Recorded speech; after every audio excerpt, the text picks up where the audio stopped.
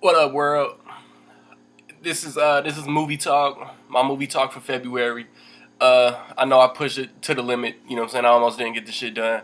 I was sick last weekend. I was gonna do it last weekend, but fuck it.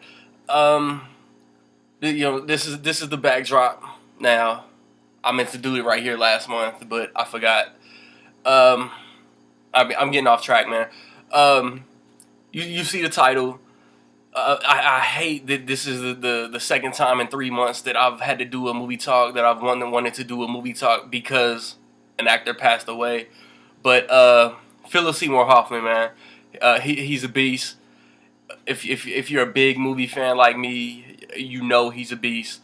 Um, I'm not really gonna run down every single movie like I have the past 2 months because I'm looking at his filmography and I haven't seen him as many of his movies as I wanted to. Like I've seen Twister, um, yeah, for example, but I haven't seen it in a while. Um, I bought the motherfucker, but I bought the motherfucker before he passed away. Let the light hit that shit right. Um, so that was just irony. I haven't watched it yet. I've seen it. You know what I'm saying? Everybody's seen Twister. So I don't really specifically remember his role in Twister, so I'm not gonna break down every single movie.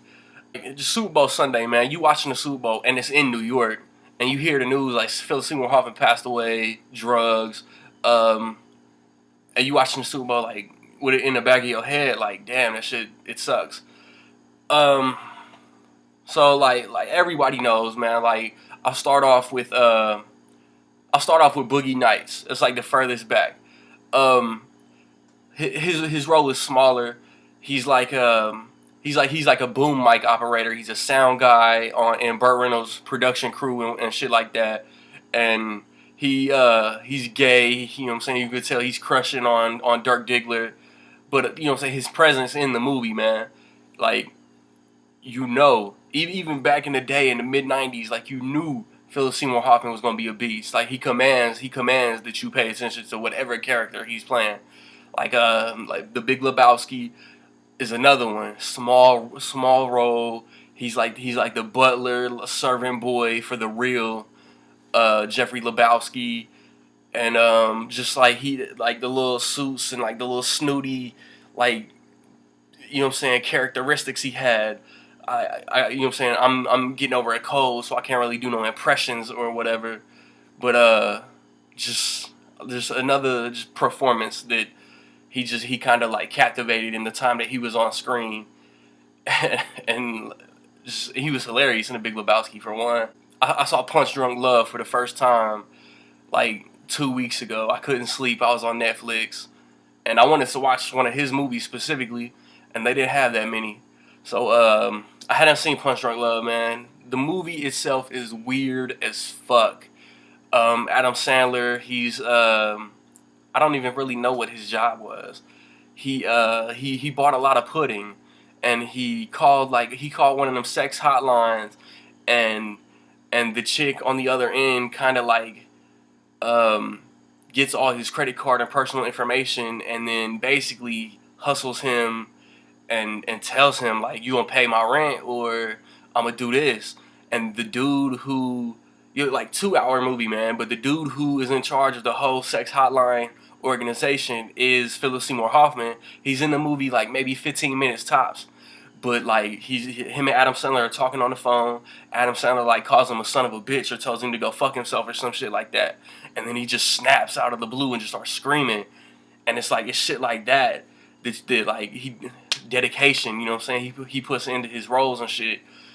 Um, and like I'll probably forget the movie, but I'll remember that I wanted, and that's what at the end I was disappointed because Adam Sandler drove all the way to where Philip Seymour Hoffman was, and he just walked up to him. He like told him some shit. I wanted them to fight, but they didn't fight, so I was a little let down at that shit. And then let me see, that was 2002. I haven't seen Capote. I really want to see Capote. He won his best actor Oscar for that shit. But 2006, he was in Mission Impossible 3, and like there's various degrees of love and hate for the entire Mission Impossible series, But man, maybe John Voight aside, Philip Seymour Hoffman was the best villain in the entire series. And just the way that like he fucking like gags Michelle Monaghan, like the way that when they first like when Tom Cruise dresses up as Philip Seymour Hoffman, puts the face on, changes his voice, and they basically kidnap him, and then they have him on the plane. Philip Seymour, Tom Cruise keeps asking him like where is this? Where is this? He's just telling him just like fucking gangster, I'm gonna fucking hurt you. I'm gonna find your wife or your girlfriend. I'm gonna hurt her. I'm gonna do it in front of you, and I'm just gonna make you watch. And just he's the best villain in the Mission Impossible series. I'm gonna backtrack. 2004, Along Came Polly, Ben Stiller, Jennifer Aniston, Philip Seymour Hoffman. Um, Decent romantic comedy. But tell me, for those of y'all that have seen Along Came Polly, the basketball scene between with Philip Seymour Hoffman and Ben Stiller isn't one of the most hilarious parts of the movie. Mm. Like all y'all chubby white dudes like myself, I know y'all be talking about Make It Rain, Rain Man, and all the other crazy ass shit he was saying while they was shooting around. All right, next I wanna talk about Moneyball. Moneyball came out in I wanna say 2011. Oakland A's. True story for the most part. Brad Pitt, Jonah Hill. They're trying to find a way to get not the best players in the major in not the best players in Major League Baseball, but the the right players. You know what I'm saying? Because they were like mathematics and statistics went into the reasoning why they signed who they signed. Like Chris Pratt was like one of their main acquisitions, and Philip Seymour Hoffman was the coach. Great movie.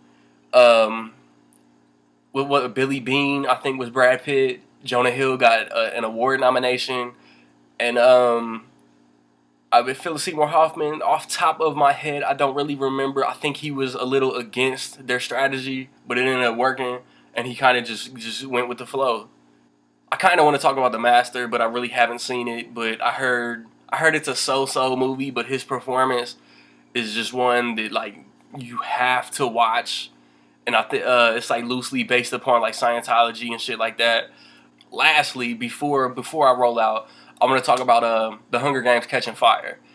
He plays Heavensby, I think his name is, and like the movie's not even on DVD yet, so I don't want to go too into the story, but basically there's a side you think he's on, and he plays that part the entire movie, and it looks like he's in a position to just fuck up the entire games and all the districts and all of this shit. And his part is like pivotal, from what I understand, to the last two movies. Which Mockingjay Part One, I'm pretty sure he finished, but did not finish shooting Mockingjay Part Two. He was like a week from completion on Mockingjay Part Two. So I heard that Lionsgate or whoever the studio is that fucks with the Hunger Games, they know how to complete his part. So man, recommend me some dope Philip Seymour Hoffman movies, man. I heard he kills it in Almost Famous. Um, like A Scent of a Woman, like one of his first movie roles. Um, and I mean, with all that being said, man, I'm gonna brush up on some more of his shit just because I want to. And like I said, but tell me your favorite Philip Seymour Hoffman. Recommend me some Philip Seymour Hoffman. Rest in peace to the man. Um, all y'all other motherfuckers, no matter how caught up into life you get, man, just don't do drugs, man. That shit's stupid. Um, comment some recommendations for March, man. Peace.